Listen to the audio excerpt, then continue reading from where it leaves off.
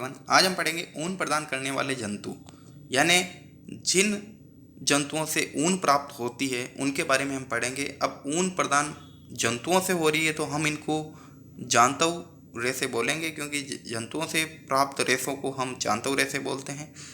हमारे देश के विभिन्न भागों में भेड़ों की अनेक नस्लें पाई जाती है। बेटा, भेड़ जो होती है वो केवल एक प्रकार की नहीं है, भेड़ों की नस्लें अलग अलग प्रकार की हैं।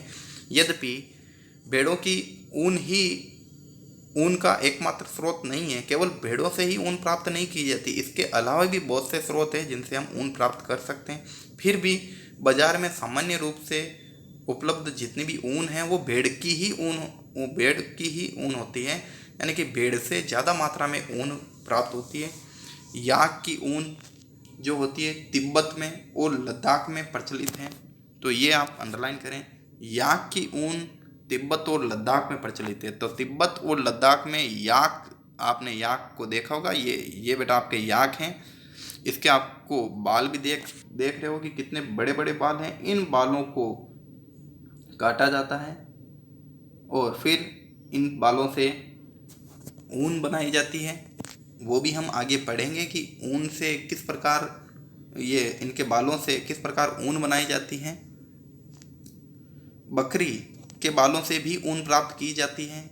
या आप चौंक गए होंगे, बकरी भी बेटा होती है, उसके बालों से भी ऊन तैयार की जाती है। अपने यहाँ की राजस्थान में जो बकरियाँ पाई जा रही है उन बकरी के बालों से ऊन प्राप्त नहीं की जाती। अंगोरा जो बकरी हैं, अंगोरा ऊन को अंगोरा नस्ल की बकरियों से प्राप्त किया जाता है। मोस्ट इम्पोर्टेंट लाइन कि अंगोरा ऊन अंगोरा नस्ल की बकरियों से प्राप्त की जाती है, जो जम्मू कश्मीर की पहाड़ी क्षेत्रों में पाई जाती है। कहाँ पर पाई जाती है?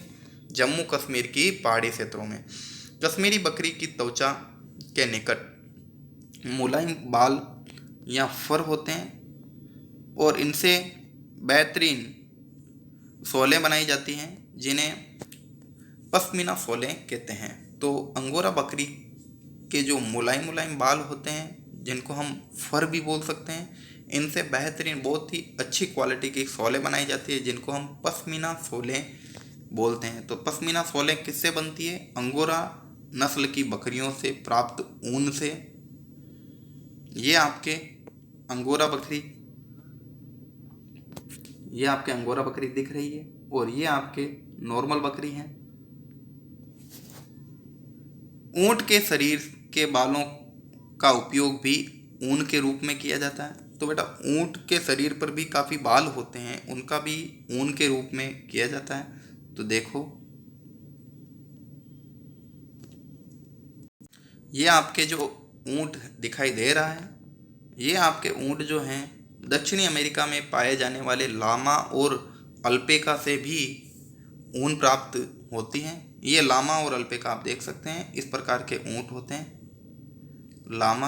लामा प्रजाति का ये ऊंट, इधर वाला जो आपके लामा है और ये अल्पेका है, इनसे हम ऊन प्राप्त करते हैं। क्रियाकलाप 3.2, उन जंतुओं के चित्र एकत्रित कीजिए जिनके बालों का उपयोग ऊन के रूप में किया जाता है। उन्हें अपनी स्क्रैप पुस्तिका में आप चिपका सकते हो। यदि आप चित्र प्राप्त नहीं कर पाए तो इस पुस्तक में दिए गए चित्रों को देखकर उन्हें आप बनाने का प्रयास कर सकते हो, नोटबुक में बना सकते हो।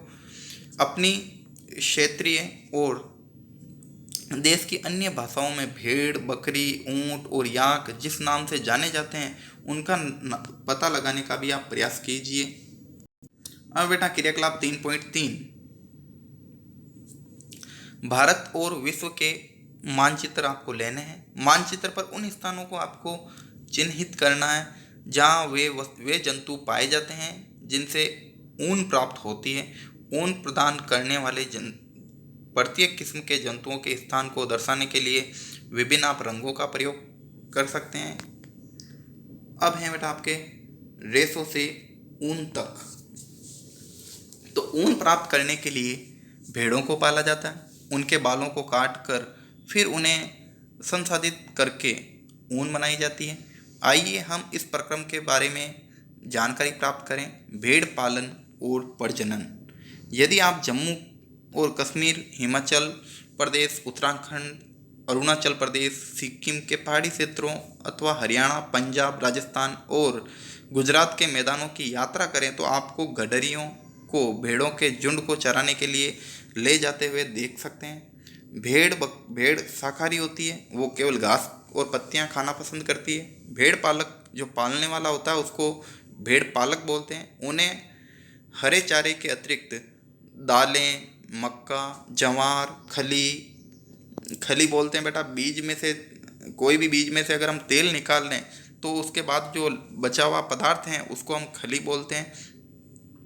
जैसे मूंगफली के बीजों से मूंगफली का तेल निकलता है और तेल निकलने के बाद जो बच जाता है उसको ही हम खली बोलते हैं। और खनिज भी खिलाते हैं। सर्दियों में भेड़ों को घरों के अंदर रखा जाता है और उन्हें पत्तियां, अनाज और सूखा चारा खिलाया जाता है। तो हमारे देश के अनेक भागों में भेड़ों को ऊन के लिए पाला जाता है। सारणी 3.1 में आप देख सकते हैं कि भेड़ों की कुछ नस्लों के नाम दिए गए हैं जिन्हें हमारे देश में ऊन उत्पादन के लिए ही पाला जाता है। और सारणी 3.1 में उनसे प्राप्त होने वाली ऊन की गुणवत्ता और गठन को भी दिखाया गया है, जिससे हम उनकी गुणवत्ता के बारे में पता कर सकते हैं। भेड़ की कुछ नस्लों के शरीर पर बालों की घनी परत होती है। तो भेड़ की बेटा कुछ एक नस्लें होती है जिन पर बाल जो होते हैं उनके शरीर पर वो बहुत ही ज़्यादा मात्रा में होते हैं, जिससे बड़ी मात्रा में अच्छी गुणवत्ता की हमें ऊन प्राप्त हो सकती है। जैसा कि पहले बताया गया है कि इन भेड़ों को वर्णात्मक प्रजनन द्वारा ही उत्पन्न किया जाता है और जिनमें एक जनक किसी अच्छी नस्ल की भेड़ होती है उसी को सेलेक्ट करके उससे प्रजनन करवाया जाता है और ये वर्णात्मक प्रजनन होता है, जिससे हमें अच्छी उत्तम नस्ल प्राप्त हो सके।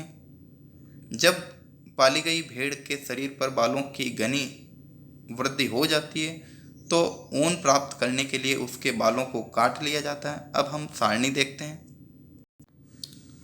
तो सारणी 3.1 भेड़ों की कुछ भारतीय नस्लें। नस्ल का नाम है लोही, रामपुर, बुशायर, नाली यानी कि नली, बाखरवाल, मारवाड़ी, पाटनवाड़ी।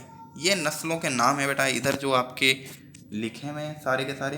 अब हैं ऊन की गुणवत्ता कि कितनी अच्छी गुणवत्ता, और यहाँ पर बेटा राज्य हैं जहाँ जहाँ वो पाई जाती है। तो हम देख सकते हैं लोही की गुणवत्ता, अच्छी गुणवत्ता की ऊन है। रामपुर बुशियार नस्ल है जो बोरी ऊन। तो हम पहले लोही की बात करते हैं। तो लोही नस्ल की जो भेड़ें होती है उनकी अच्छी गुणवत्ता की ऊन है। ये राजस्थान और पंजाब में पाई जाती है। रामपुर बुशायर इनकी भूरी ऊन होती है भेड़ों की, और ये उत्तर प्रदेश, हिमाचल प्रदेश में पाई जाती है। नाली यानी कि नली इनकी गलीचे की ऊन होती है, गलीचे बनते हैं इनकी ऊन से, और ये राजस्थान, हरियाणा और पंजाब में पाई जाती है। बाखरवाल नस्ल जो होती है इनसे ऊनी सोलें बनाई जाती है और ये जम्मू और कश्मीर में पाई जाती है। मारवाड़ी नस्ल जो मोटी या रुक्स ऊन होती है इनकी, और ये गुजरात में पाई जाती है। पाटनवाड़ी, तो पाटनवाड़ी की ऊन की गुणवत्ता है होजरी के लिए, होजरी के वस्त्र बनाए जाते हैं। ये गुजरात में पाई जाती है नस्ल। क्या आप इस मैप में देख सकते हैं कि कहाँ कहाँ भेड़ों का पालन किया जाता है। जम्मू और कश्मीर, हरियाणा, पंजाब, राजस्थान, गुजरात, हिमाचल प्रदेश, उत्तराखंड, अरुणाचल प्रदेश, सिक्किम, यहाँ भेड़ों का पालन किया जाता है। और ये भेड़ों के खाने की सामग्री है, भेड़ों का आहार है ज्वार, दालें, खली, मक्का।